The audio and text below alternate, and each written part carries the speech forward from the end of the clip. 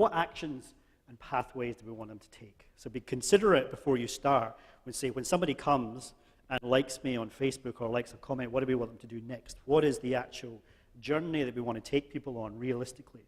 Where do we want to steer them?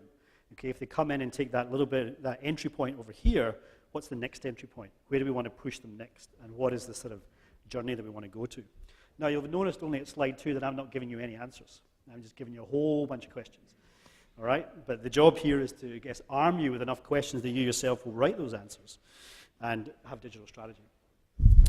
So let's look at story. What's your story and who's telling it? So this was this one slide was the focus of my presentation, which took an hour last year, so I'll try not to make it an hour this time. This idea of your narrative of past, present, and future. Now, arts marketing, unless you're in extremely, sort of super interesting positions with a super interesting organization, which I'm sure you will claim to be, can be quite a transient, thing. You might do 2-3 years somewhere and then move on to another organization and so on and so forth. All right, we're all quite well aware of that, and there's nothing to be ashamed of. But when we step into an organization on the 1st of July on our first day, what has gone before us?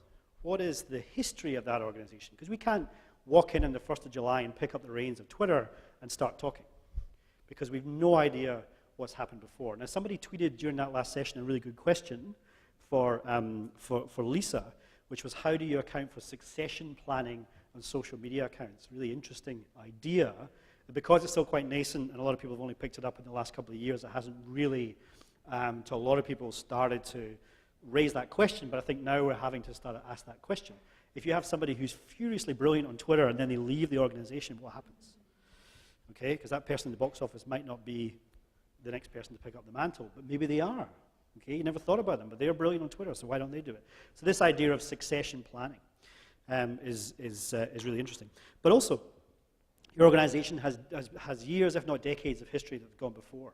And it's our job, as people who are telling the story, to understand the past, to get in there and get our hands dirty.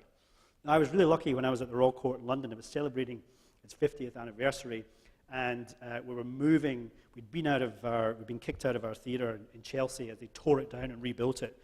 And I stepped in at that point and said, we're going to rebrand. We're going to just, we're exploring the history of the theatre. So my job for a long time was to read the history of 50 years of the English Stage Company at the Royal Court. And it was one of the best things I could have possibly have done for my job, because I just suddenly immersed myself completely, steeped in the history of that organization. And I felt I just knew it intuitively that I wouldn't have done on day one. So I know that we as marketers love just to kick over the statues and say, we're doing it our way, it's our gut instinct, and I'm a firm believer in all that sort of